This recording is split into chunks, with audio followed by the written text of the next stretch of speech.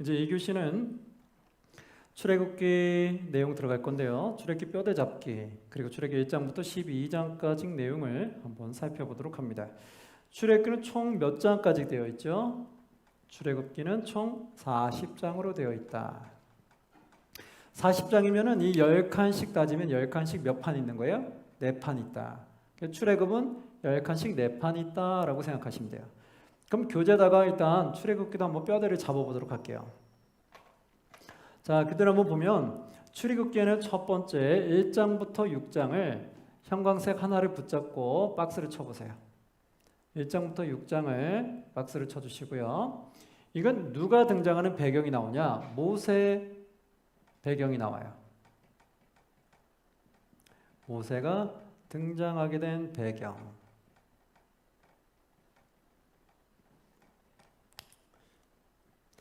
자, 그리고 나서 이제 모세가 등장한 이후에 그러면 어떤 일이 일어날까요? 이제 바로를 만나서 10가지 재앙 사건이 나와요. 10가지 재앙은 몇 장부터 몇 장일까요? 7장부터 해서 다른 색 형광색 있으면 다른 색 형광색을 잡으시고 7장부터 12장 3분의 2까지 이렇게 7장부터 시작해서 12장 3분의 2 부분까지 해서 박스를 치시고요. 이거는 어떤 내용이다? 10가지 재앙 10가지 재앙에 관련된 내용이다.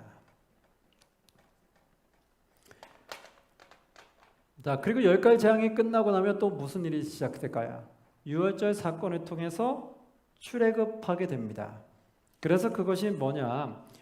12장 3분의 1 밑에서 3분의 1 부분부터 19장까지를 박스를 치세요. 또 다른 색 형광색을 가지고 12장 밑에 하반부 3분의 1부터 19장까지 박스 치세요.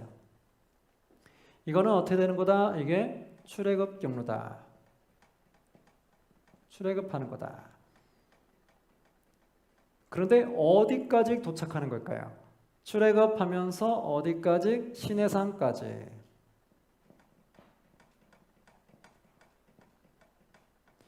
예, 출애굽해서 시내산까지 도착하는 여정이 담겼다. 그럼 여러분 만약에 문제를 보시다 성경을 보시다가 성경에서 이들이 출애굽하는데 40장까지 있는데 시내산 도착한 것이 어디까지냐면 19장에서 끝났어요.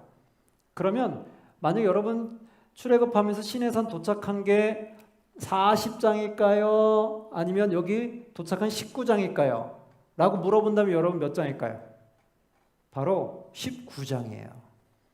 이걸 잘 모르시는 분, 이 뼈대가 안 잡히신 분들은 출애굽기가 40장까지 있으니까 시내산 도착한 거는 1장부터 시작해서 마지막 40장에 시내산 도착했겠구나 라고 생각하신다는 거예요.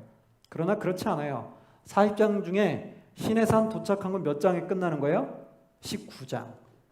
19장에 시내산에 도착하는 거예요. 그러면 19장 이후 20장부터는 그럼 뭐예요? 시내산에서 머물러 있는 동안에 받은 말씀인 거예요. 그러니까 벌써 시내산에 도착한 건 19장이 끝난 거고 20장부터 40장까지는 시내산에 머물면서 일어난 사건들인 거예요. 이해되시겠죠? 그래서 19장에 먼저 도착했다는 걸 기억하시고 그럼 20장부터는 시내산 더 도착했으니까 그럼 뭐가 있을까요? 시내산 도착해서 받았던 게 뭐냐? 우리가 잘 알고 있는 십계명. 그래서 우리가 20장부터 23장까지를 다른 형광색으로 박스를 쳐보세요. 20장에서 23장까지.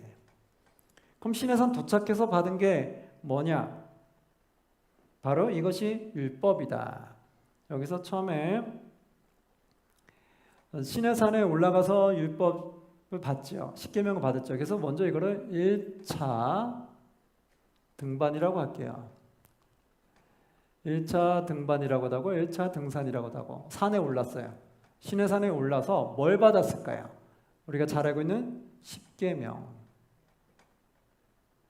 그리고 그 외에 율법들을 받게 돼요. 그래서 시내산에 19장 도착했기 때문에 제일 먼저 십계명을 받는 게 몇 장일까요? 20장인 거예요. 이 흐름만 안다면 여러분 십계명을 처음 받은 곳은 출애굽기 몇 장일까요? 하면 몇 장일까요? 바로 20장으로 가는 거예요. 예. 왜 그럴까요? 시내산에 몇 장에 도착했기 때문에 19장에 도착했기 때문에. 그래서 20장에 바로 시내산에서 십계명을 받게 됐죠. 이 뼈대만 알아도 몇 장인지 알 수 있어요. 근데 이게 성경만 쭉 읽으면 나중에 십계명 받은 곳이 어딜까요? 라고 물으면 몇 장인지 구분이 잘 안 가는 거예요. 근데 이 뼈대가 딱 잡혀 있으면 19장이 시내산 도착했으니까 20장에 십계명 받겠구나 생각하면 금방 알아갈 수가 있겠죠. 자, 이렇게 해서 1차 등산에서 십계명과 율법을 받았어요. 그리고 나서 내려왔다가 한번 또 올라갔어요. 그래서 여러분 24장부터 31장을 딱 쳐보세요. 24장부터 31장까지를 다른 색으로 박스를 치세요. 24장부터 30장. 이거는 2차 등반이에요. 2차 등산. 두 번째 산에 또 올랐어요. 그럼 두 번째 산에 올라서는 그럼 뭘 받았을까요? 그게 뭐냐면 두 번째에서는 이제 성소에 대한 예물. 성소에 대한 예물이 무엇인가? 그 다음에 성막을 만드는 법. 성막 만드는 법. 네. 2차 등산, 2차 올라서는 이제 성소 예물과 성막 만드는 법의 이야기를 하나님부터 듣습니다. 그리고 나서 또 내려왔어요. 내려왔다가 여기서 하나 또 좀 알아둘 건 뭐냐면 여기서 돌판을 가지고 내려온 게 있었어요. 성막 만드는 법, 그리고 돌판, 두 돌판을 가지고 내려온 게 있다.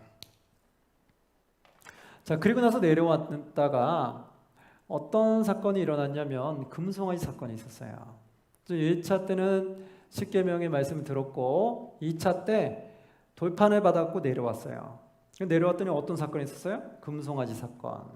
그래서 32장부터 34장에는 금송아지 사건이 있었어요. 근데 그건 나중에 보시면 되고요. 그 다음에 이제 보시면 여기를 보시게 됐어요. 세 번째 또 올라가게 됐는데 금송아지 사건 이후에 세 번째 올라갔는데 34장부터 이제 40장까지 박스를 칠게요. 네. 여기가 이제 3차 세 번째로 올라갔어요. 그럼 세 번째로 올라가서는 무엇이 있을까요? 두 돌판을 다시 받아갖고 내려와요.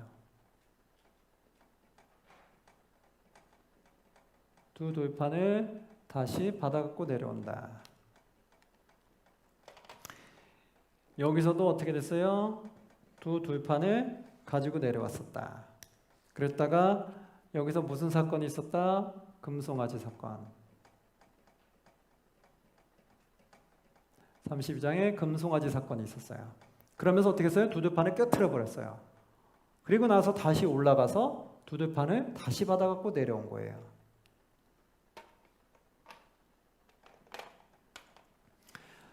자, 그러면 이렇게 뼈대를 잘 보셨죠? 이제 한번 내용 한번 들어가 보도록 할게요.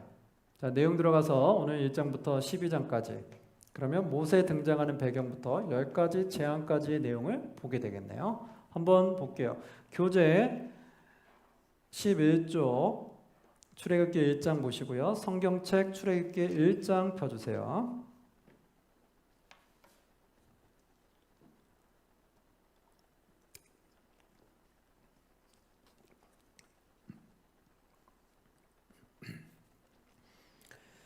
자, 출애굽기 1장에 보면 1장부터 12장까지 장제목의 박스를 한번 파란색으로 입혀보세요. 출애굽기 1장의 이스라엘 고역, 2장의 모세 출생 도주 파란색으로 입히시면 돼요. 3장의 모세 소명, 4장의 모세 애굽 돌아감, 5장의 바로 대면, 6장의 레위 족보, 10장의 10가지 재앙, 그리고 녹색을 잡으시고 10가지 재앙이 어디 있는지 볼게요. 7장의 1번 피재앙, 8장의 두 번째 개구리 재앙, 세 번째 이재앙, 네 번째 파리재앙, 9장으로 가서 다섯 번째 악질, 여섯 번째 독종, 일곱 번째 우박, 10장으로 가서 여덟 번째 메뚜기, 아홉 번째 흑암. 그 다음에 한 장 넘기셔서 12장에 중간에 보시면 열 번째 장자 죽음. 녹색으로 다 표시하셨죠? 이렇게 10가지 재앙들이 몇 장에 이렇게 나오는지 보시면 될 것 같아요. 자, 그러면 이제 내용으로 들어가면 모세가 등장하는 배경을 한번 볼게요. 출애굽기 1장에 5절, 6절, 7절에 이렇게 나와요. 야곱의 허리에서 나온 사람이 모두 70이요. 그러니까 야곱과 그 자녀들이 애굽으로 넘어갔을 때가 몇 명이었다? 70명이었다. 그 가족들이 70명이었는데 모두 70이요. 요셉은 애굽에 있었더라. 요셉과 그의 모든 형제와 그 시대의 사람은 다 죽었고 요셉과 그 모든 형제들이 이제는 다 죽음을 맞이했어요. 그리고 나서 7절에 보니까 이스라엘 자손은 생육하고 불어나 번성하고 매우 강하여 온 땅에 가득하게 되었더라. 이제 이스라엘 백성들이 많아진 거예요. 여기서 7절에 보면 이스라엘 자손은 생육하고 불어나 번성했다고 되어 있죠. 그럼 이 이스라엘 자손은 누구의 자손을 말할까요? 이스라엘의 이름은 원래 누구였다고요? 야곱. 다른 말로 바꾸면 뭐가 되는 거예요? 야곱의 자손은 생육하고 불어나 번성하였다. 이렇게 되는 거죠. 그래서 이 이스라엘의 자손이라고 하면 이게 야곱의 자손을 뜻한다고 보시면 돼요. 어떤 사람이 이걸 잘 모르고 이스라엘 백성들 하면 아브라함의 후손이다 막 이렇게 생각할 때가 있어요. 그렇진 않죠. 아브라함의 후손들은 여러 명이 있어요. 근데 그 중에 야곱의 후손인 거예요. 그래서 야곱에도 또 에서가 있었잖아요. 근데 애굽 후손은 이스라엘 백성이 될 수가 없는 거예요. 그래서 아브라함의 후손이다 이러면 에서의 후손도 다 들어가는 거예요. 그러나 그게 아니라는 거. 그래서 야곱의 후손들이 바로 이스라엘의 후손들이라는 거. 잘 기억하시고요. 이제 시간이 지나 8절 9절에 보니까 요셉을 알지 못하는 새 왕이 일어나 애굽을 다스리게 됐어요. 그랬더니 그가 그 백성에게 이르되 이 백성 이스라엘 자손이 우리보다 많고 강하도다. 애굽 사람보다 많아지는 것을 보게 되면서 위협을 느끼게 돼요. 그래서 어떻게 됐냐? 이제 그들을 괴롭히게 돼요. 11절에 보면 감독들은 그들을 위해 세우고 그들에게 무거운 짐을 지워 괴롭게 하여 그들에게 바로를 위하여 국고성 비돔과 라암셉을 건축하게 하니라. 그들에게 이제 노역을 주는 거죠. 그래서 그들에게 힘든 일을 줘서 그들이 절대로 대항하지 못하도록 반역하지 못하도록 막아버리는 거예요. 그들을 종으로 아예 종부리듯이 삼아버렸어요. 그래서 14절에 보니까 어떤 생각도 못하게 힘든 곤욕을 주는데 어려운 노동으로 그들의 생활을 괴롭게 하니 곧 흙 이기기와 벽돌 굽기와 농사의 여러 가지 일이라 그 시키는 일이 모두 엄하였더라. 모두 엄하죠. 즉 뭐냐, 다른 생각 못하게끔 지금 누르고 있는 거예요.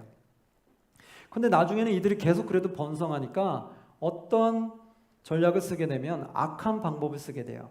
15절에 보니까 애굽 왕이 히브리 산파 십부라라 하는 사람과 부하라는 사람에게 말하여 히브리 산파 두 사람에게 말하는 거예요. 16절 이르되 너희는 히브리 여인을 위하여 해산을 도울 때에 그 자리를 살펴서 아들이거든 그를 죽이고 딸이거든 살려두라. 어떻게 해요? 아들이거든 죽이라는 거예요. 그리고 딸이거든 살려두라. 이런 명령을 만약에 안 들으면 어떻게 될까요? 히브리 산파들은 죽임을 당하는 거예요. 왕의 명령을 어겼다는 것은 죽음을 각오해야 되는 거예요. 그럼 보통 사람들은 어떻게 했어요? 겁이 나니까 왕의 말을 듣겠죠. 그러면 이스라엘의 자손들을, 남자아이들은 다 죽이게 되는 거예요. 그런데 이 히브리 산파들은 어떤 일이 있냐면 놀라운 일들이 일어나요. 그게 뭐냐? 17절 그 왕의 명령을 거역하는 일이 일어나요. 17절 한번 보시면 그러나 산파들이 하나님을 두려워하여 애굽 왕의 명령을 어기고 남자 아기들을 살린지라. 결국 남자 아기들을 살렸어요. 왕의 명령을 어기고.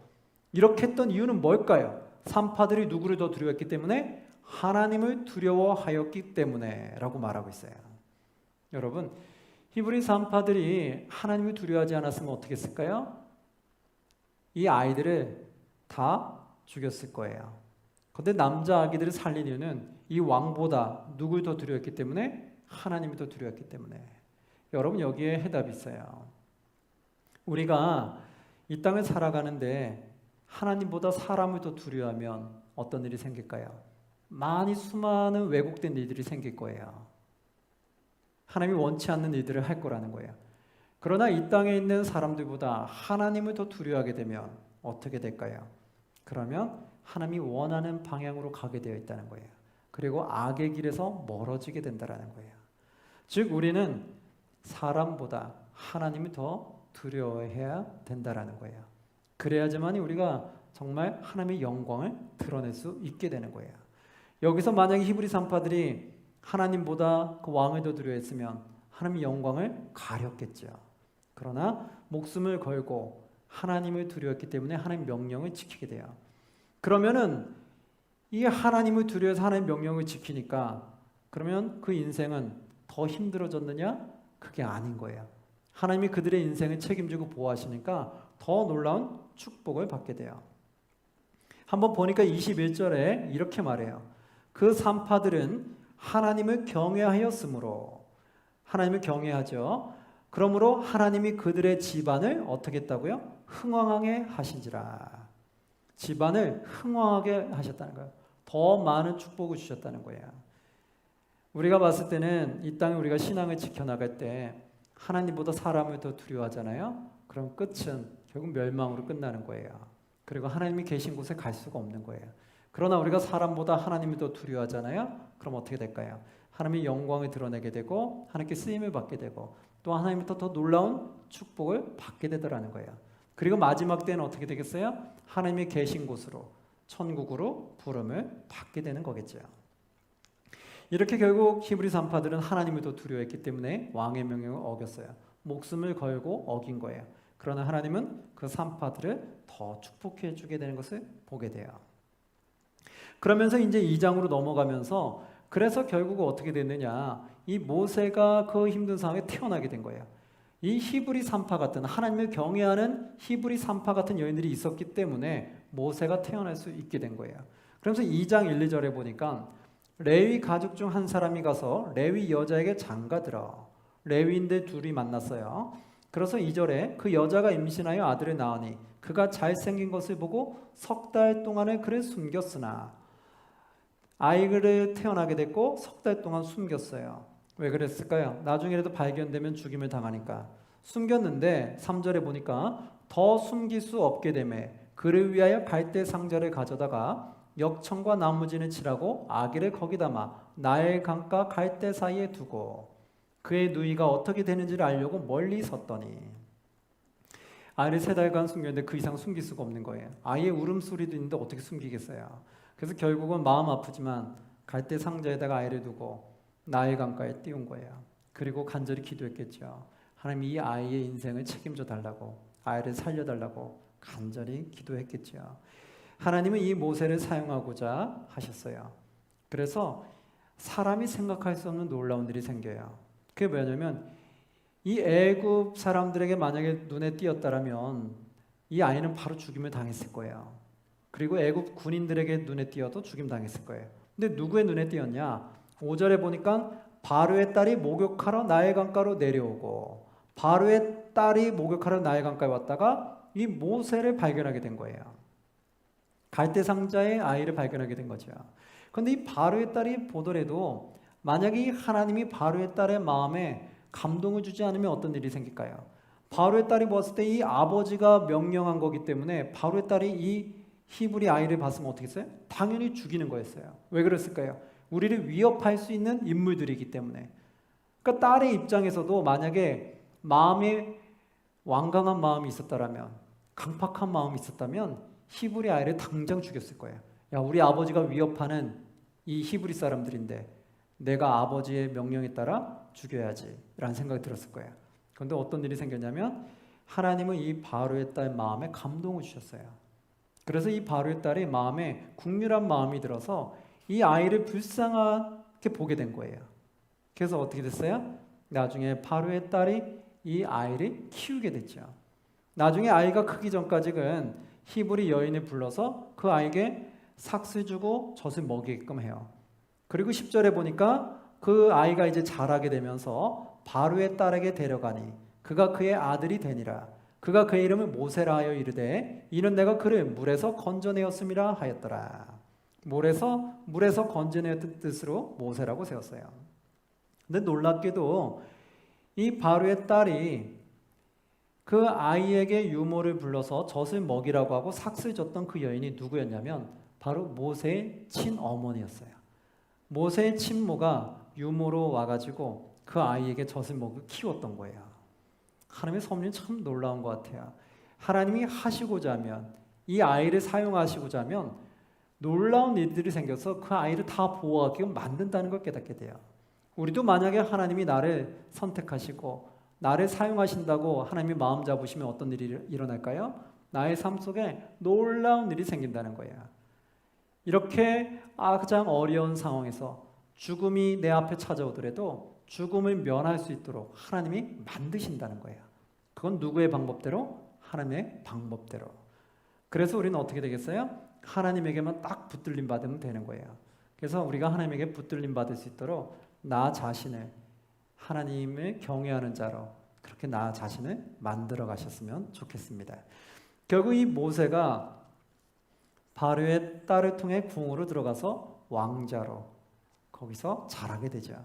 그런데 문제는 뭐가 있냐면 이 모세가 장성한 후에 11절에 보니까 모세가 이제 친모로부터 어렸을 때 크다 보니까 자신이 히브리 사람이라는 걸 알게 되고 또 정체성도 생기게 된 거예요. 그러다 보니까 11절에 모세가 장성한 후에 한 번은 자기 형제들에게 나아가서 그들이 고되게 노동하는 것을 보더니 히브리 사람들이 노동하는 것을 보는 거예요. 어떤 애굽 사람이 한 히브리 사람 곧 자기 형제를 치는 것을 본지라. 히브리 사람 곧 자기 형제라고 하죠.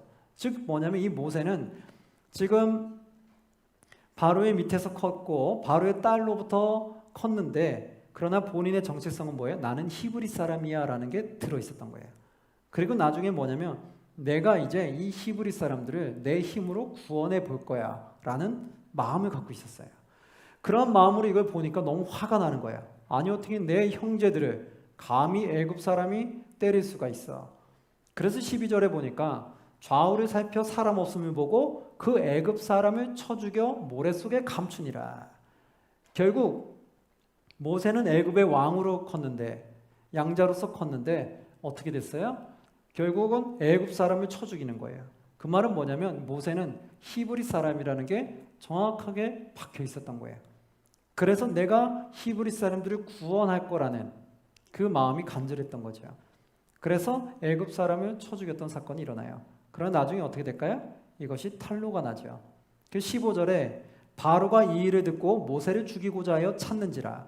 모세가 바로의 낯을 피하여 미디안 땅에 머물며 하루는 우물 곁에 앉았더라. 결국 바로는 모세를 죽이려고 했고 모세는 도망해서 어디로 갔냐? 미디안 땅으로 가게 돼요. 그래서 어떻게 될까요? 미디안에서 이제 이드로라는 사람을 만나서 그 딸과 결혼을 하게 되죠. 그게 21절인데요. 모세가 그와 동거하기를 기뻐하며 그가 그의 딸 십보라를 모세에게 주었더니 그가 아들을 낳음에 모세가 그 이름을 게르솜이라 하여 이르되 내가 타국에서 낳은 애가 되었음이라 하더라. 예, 결국 모세는 미디안 땅에 이드로를 만나고 그 이드로의 딸 십보라를 아내로 맞이하게 돼서 자녀를 낳게 되는 거예요. 그러면서 거기서 살게 돼요. 그게 바로 3장으로 그러면서 넘어가요. 3장에 넘어가면서 이제 지금 상황은 미디안 땅으로 넘어가게 되는데 1절에 보니까 모세가 그의 장인 미디안 제사장 이드로의 양떼를 치더니 결국 이제 미디안에서 양치는 자의 삶을 사는 거예요. 그 전만 해도 화려하고 애굽에서 왕자의 삶을 살다가 어느 날 쫓김을 당해서 미디안에서 이드로의 양떼를 치는 자의 삶을 살아가게 됐던 거죠. 그리고 시간이 흘렀어요. 시간이 어느덧 많이 흘려서 나중에 하나님이 모세에게 찾아오는 사건이 일어나요. 그게 뭐냐면 2절 말씀이에요. 호렙산에 머물러 있을 때 여호와의 사자가 떨기나무 가운데로 나오는 불꽃 안에서 그에게 나타나시니라. 그가 보니 떨기나무에 불이 붙었으나 그 떨기나무가 사라지지 아니하는지라. 떨기나무에 불이 붙었는데 떨기나무가 타지를 않는 거예요. 신기하다. 그래서 모세가 그곳에 갔어요.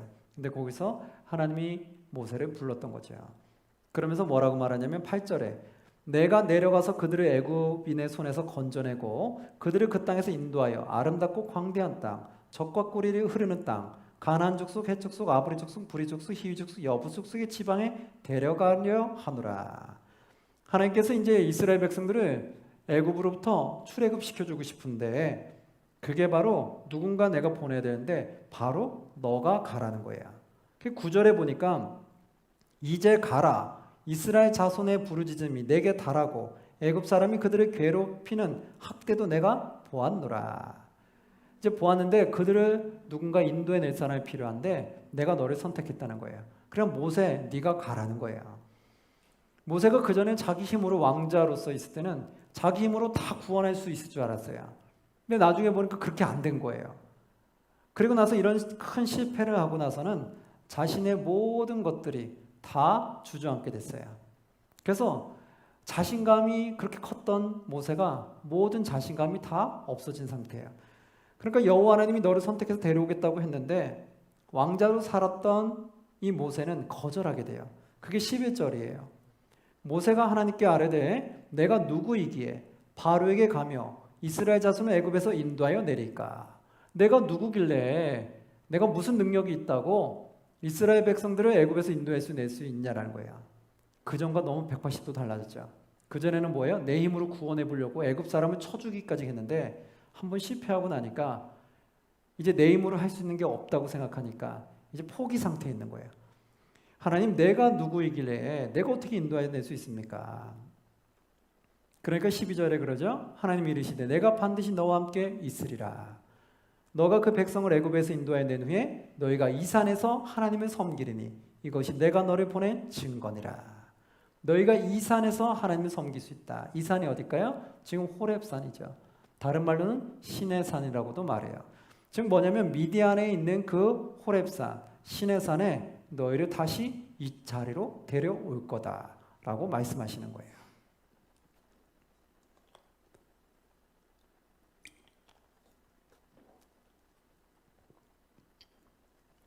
그럼 모세가 어떻게 되겠어요?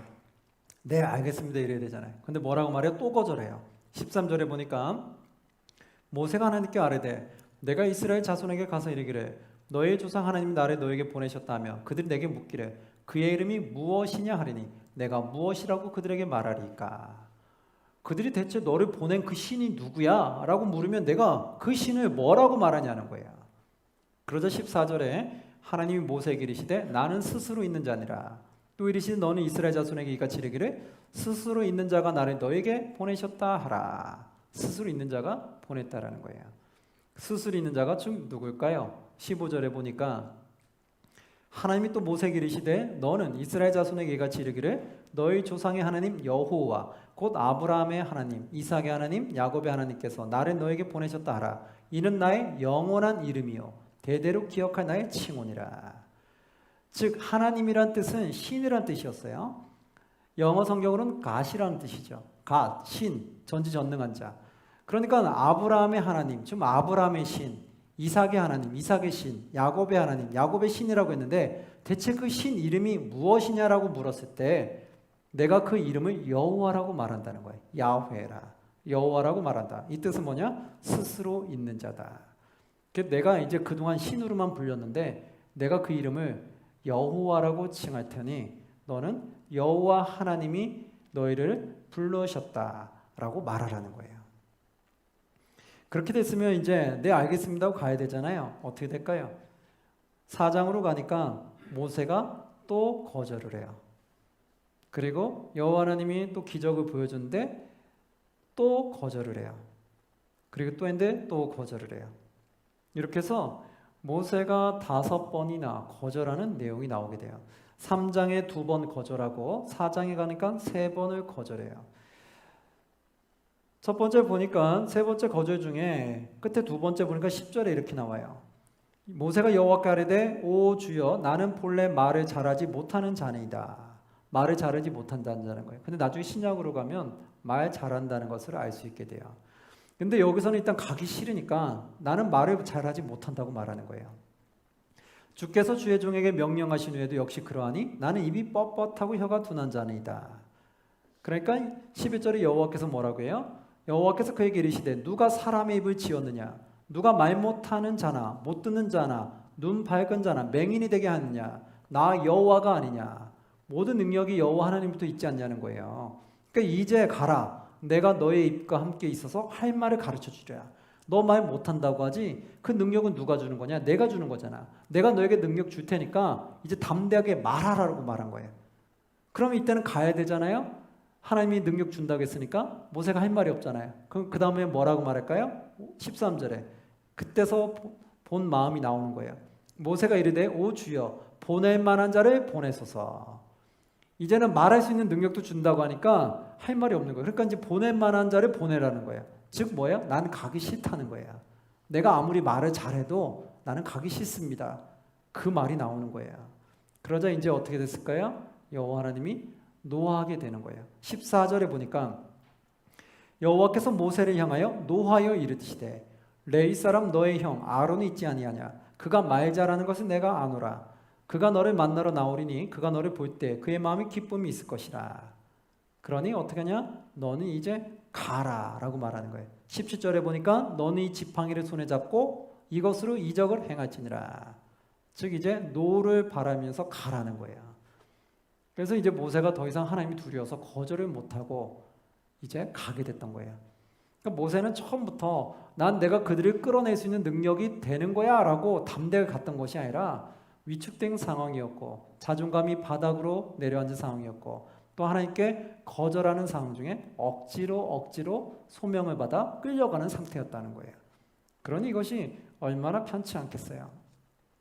이러다 보니까 이 모세가 결국 뭐냐면 하나님께 쓰임을 받기 위해서는 하나님과 언약을 이행해야 되는 게 있었어요. 히브리 사람이라면 당연히 해야 될 하나님과 언약 무엇이었을까요? 할례였어요. 그런데 이 모세는 할례를 받지 않았던 거예요. 할례를 받아야 되는 거 당연히 알았지만 본인은 안 한 거예요. 이걸 하나님이 알게 된 거예요. 그래서 하나님이 이 모세를 사용하려고 하는데 할례 받지 않은 걸 알게 됐어요. 그래서 어떻게 되냐면 결국 24절, 25절에 보니까 이런 사건이 일어나요.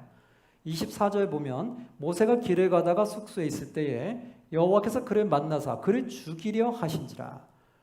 여호와께서 오히려 모세를 죽이려고 하는 거예요. 왜 그랬을까요? 그 사건은 25절을 통해 알아요.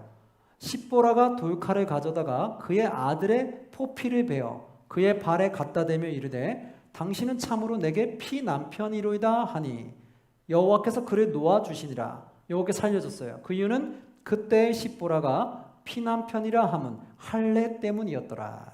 알게 됐던 거예요. 그러니까 십보라도 이런 행위를 취했던 건 뭐냐면 십보라도 히브리인은 할례를 받아야 되는 거 알고 있었다는 거예요. 즉 그러니까 이 미디안 여인이 알 정도면 모세는 당연히 아는 거죠. 모세가 말해줬으니까 알고 있는 거죠. 그러니까 모세가 아내한테 말해준 거예요. 우리 히브리 사람들은 할례를 받아야 되는 것이 하나님과 언약을 맺은 거다. 하나님의 백성이란 뜻이다. 그걸 벌써 아내한테도 알려줬던 거예요. 근데 알려줘놓고선 본인은 할례를 안 하고 있었다는 거예요. 이 교만함을 하나님이 본 거예요. 그러니까 하나님이 이제 소명을 주고 사용하신다고 하면 할례를 받았어야 되는데 자기는 할례도 안 받고 그냥 억지로 끌려갔던 거죠. 그러니까 하나님이 여기서 노하신 거예요. 그래서 그를 죽이려고 했는데 결국 이 아내의 지혜로움 때문에 이 남편 모세는 살아나게 된 거죠. 그리고 나서 결국 이제 바로를 만나러 갑니다. 5장에 보면 바로를 결국 만나게 됐고 그리고 나서 이제 6장에는 6장 2, 3절에 하나님이 모세를 강하게 끌어가신다는 게 나와요. 6장 2, 3절 보면 하나님이 모세에게 말씀해 이르시되 나는 여호와이니라 스스로 있는 자다. 즉 전지전능한 자다. 내가 아브람과 이삭과 야곱에게 전능의 하나님으로 나타났으나 나의 이름을 여호와라는 그들에게 알리지 아니하였다. 그럼 내가 어떻게 해요? 이제 너에게 강한 손으로 너를 붙잡아 주리라 라는 거예요. 이제 바로를 만나서 이제 대면하고 10가지 재앙을 줘야 되는데 담대함을 주기 위해서 여호와 하나님이 모세를 위로하는 말이에요. 그리고 나서 이제 7장부터 본격적으로 10가지 재앙이 시작이 돼요. 우리가 잘 아는 사건들. 이때 모세의 나이가 몇 세였다? 80세였다. 교재에 보면 정리가 되어 있을 거예요. 7장에 보면 모세가 80세, 아론이 83세에 소명을 감당하게 돼요. 그럼 첫 번째 바로를 만나서 했던 게 피재앙이었어요. 이 피재앙을 줬는데 술객들도 따라했던 거예요. 애굽의 술객들도 따라했던 거죠. 그러니 바로가 더 믿겠어요? 안 믿겠죠. 그리고 나서 두 번째 8장으로 가니까 개구리 재앙을 줬어요. 그런데 역시나 술객들도 따라했던 거예요. 세 번째 2재앙을 줬어요. 그때서 술객들이 따라하지 못하게 됐어요. 그때 그들이 고백했던 게 이 능력은 하나님의 권능이시다라고 그들이 고백했던 말씀이 나와요. 한번 8장 19절에 보면 이렇게 나오죠. 요술사가 바로에게 말하되 이는 하나님의 권능이니이다 하였으나, 하나님의 권능이라고 했으면 이제 바로도 마음이 움직여야 돼요. 그런데 어떻게 했냐? 바로의 마음이 완악하게 되어 그들의 말을 듣지 아니하였으니 여호와의 말씀과 같더라. 바로의 마음이 완악해서 그 말을 듣지 않았다라는 거예요. 그런데 이 완악함은 결국 어떻게 했느냐? 하나님이 그를 완악하게 만드셨다는 걸 나중에 성경을 읽다 보면 알게 돼요.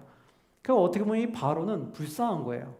왜냐하면 바로는 이 재앙을 통해서 하나님 앞에 엎드릴 수도 있었는데 하나님이 바로를 사용하기 위해서, 악의 도구로 사용하기 위해서 그 마음에 완강함을 주신 거예요. 즉 깨닫지 못하게끔 만드신 거예요. 그래서 이 술사들은 벌써 깨달아서 이건 하나님의 능력입니다라고 말을 해줘도 이 바로의 귀에는 들리지가 않는 거예요. 왜요? 누가 그 마음을 강팍하게 만드셨기 때문에, 하나님께서 완악하게 만드셨기 때문에 들리지가 않는 거예요. 그래서 우리가 이걸 통해서 알 수 있는 건, 우리가 이 세상 사람들에게 복음을 전할 때, 또 나에게 가까운 사람들에게 복음을 전할 때, 어떤 사람은 복음을 쉽게 받아들이고 하나님 앞에 오는 사람이 있고, 어떤 사람은 아무리 복음을 전해도 복음을 받아들이지 못하는 사람이 있어요. 끝까지 안 받아들이고 안 오는 사람이 있어요. 사람은 참 착한데도 복음은 안 받아들이는 거예요. 그럼 그걸 보면 무엇을 느끼시어요? 참 우리는 안쓰럽다는 생각을 갖게 돼요. 불쌍하다는 생각을 갖게 돼요. 왜 그럴까요? 하나님이 그의 마음에 들을 길을 주지 않으신 거예요. 그래서 그거 못 듣고 있는 거예요. 얼마나 마음이 아파요. 그런데 내가 딱 전도했는데 바로 듣고 왔어요. 그 사람은 하나님이 그 마음에 감동을 주신 거예요. 그러니까 그 마음에 하나님이 축복을 주신 거죠. 그러니까 바로 오는 분은 하나님이 축복한다는 걸 볼 수 있는 거고, 내가 복음을 그렇게 전해도 복음을 들을 생각을 안 하는 사람은 하나님이 그 마음에 감동을 주지 않았기 때문에 그런 거예요. 그래서 그 영적인 눈으로 보면 불쌍한 거예요. 그런 눈으로 보지 않으면 우린 속이 상해요. 아, 왜 저래? 내가 너를 얼마나 사랑해서 복음을 전하는데 어떻게 복음을 안 듣고 올 수 있지? 아, 괘씸하다. 이렇게 볼 수 있어요. 그러나 영적인 눈이 열리면 무슨 생각이 들어요? 하나님이 저 사람을 선택하지 않았구나. 하나님이 그래서 저 사람의 마음에 감동을 주지 않는구나. 그게 보이면 그 사람이 밉고 서운하고 괘씸하기보다는 불쌍한 생각이 드는 거예요. 아, 불쌍하다. 그러면 나는 지금 하나님 믿고 있는 나는 하나님이 내 마음에 감동을 주셔서 내 안에 복음이 들어와서 내가 지금 하나님을 섬기고 있는 거였구나. 그걸 보게 되면 너무 감사함을 느끼게 되는 거예요. 하나님 나를 이렇게 축복하고 사랑해 주셨구나. 내가 이렇게 교회 다니고 있는 내 자신은 너무나 감사한 거구나. 그걸 깨닫게 되는 거예요. 이 바로 왕은 하나님의 마음을 완악하게 만드셔서 깨닫지를 못해요. 그러면서 이제 파리 재앙이 나타나게 됐어요. 그런데도 그는 깨닫지 못해요. 9장으로 가니까 악질, 독종, 우박 이것들이 생기게 됐어요. 그런데도 깨닫지를 못하게 돼요. 심지어 9장의 악질 재앙에 보면 9장 4절에 보면은 놀라운 일이 생겼어요. 뭐냐면 이 악질이 애굽 땅에 쫙 퍼지고 있는데 3절 4절에 보면 여호와의 손이 들에 있는 내 가축 곧 말과 나귀와 낙타와 소와 양에게 더하리니 심한 돌림병이 있을 것이며, 심한 돌림병이 있을 것인데 4절에 보니까 여호와가 이스라엘 가축과 애굽의 가축은 구별하리니, 즉 애굽 땅에 살고 있는 이스라엘 백성들의 가축과 애굽의 가축은 구별한다는 거예요. 즉 나중에 보면 이스라엘 가축들에게는 돌림병이 생기지 않는 거예요.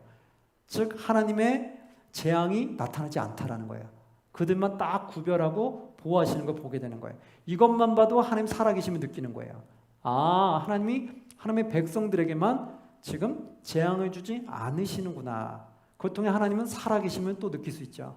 그런데 이걸 누구만 모를까요? 바로만 모르는 거예요.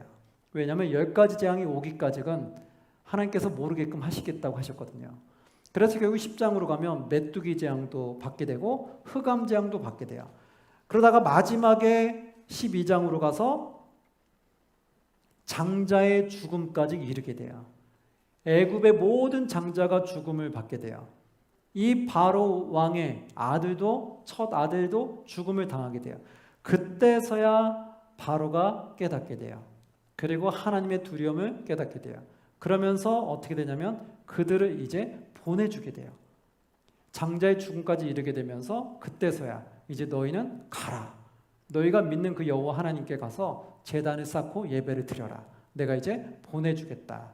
그때서야 말을 하게 되게 됐던 거예요. 여러분, 이 사건을 통해서 우리가 알 수 있는 건 뭘까요? 아, 하나님은 놀라우시구나. 하나님은 모든 일들을 정말 할 수 있는 거구나. 하나님은 사람의 마음도 하나님 마음대로 할 수 있으시고 상황도 마음대로 할 수 있으시고 모든 생사화복의 주권이 하나님에게 있구나. 우리에게 복을 주고 복을 주지 아니하고 우리를 살리고 우리를 살리지 않는 것도 다 하나님 주권에 있구나라는 걸 깨닫게 돼요. 그래서 하나님은 우리의 주권자 창조주고 우린 피조물이죠. 그래서 우리가 하나님께 축복받는 길은 누구에게 딱 붙들려 있는 거예요? 하나님에게 붙들려 있는 거예요. 그리고 우리가 축복받는 것은 사람을 통해 축복받으려고 하지 마시고 하나님을 통해서 축복을 받고 누리시기를 간절히 소망합니다. 자, 오늘은 여기까지 하고 마치도록 하겠습니다. 여러분 수고하셨습니다.